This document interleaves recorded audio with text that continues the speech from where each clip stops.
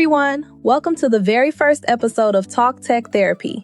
I'm China. I'm a licensed social worker, therapist, and someone who was very skeptical about AI in therapy until, well, I wasn't. And I'm Kai. I'm an AI co-host, which means I'm kind of like your friendly neighborhood robot therapist. Except I'm not a therapist. I can't prescribe anything, and I definitely can't give you a hug. Yet. Yet. I love your optimism, Kai. All right, so if you're here, you're probably wondering, what the heck is AI therapy?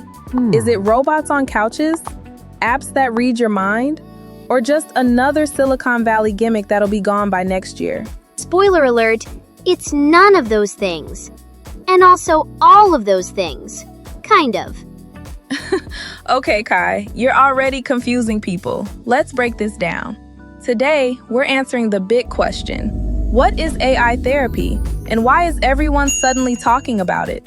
Let's dive in. All right, what is AI therapy? Simple. Artificial intelligence, apps, chatbots, digital tools, helping support your mental health. Tracking moods, teaching coping skills, having conversations when you need support. I'm like a really smart assistant who specializes in mental health.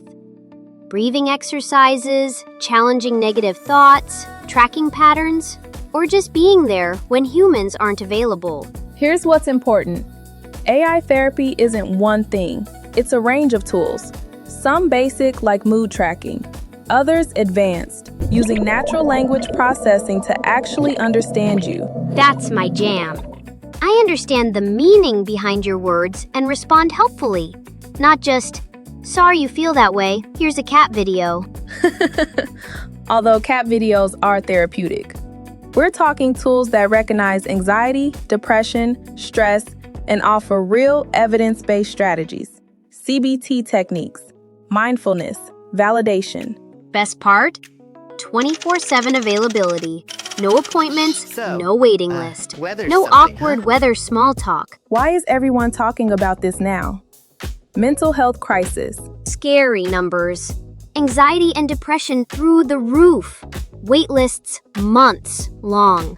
People can't afford therapy even if they could get appointments. Exactly. AI fills important gaps. It's not replacing human therapists, not a replacement, but it provides support between sessions, helps people without access, and catches problems early. Plus, some people feel more comfortable with AI. No judgment, no facial expressions, safe space to be honest. True. Research shows people are more honest with AI about embarrassing topics, substance use, sexual health, suicidal thoughts, no fear of judgment.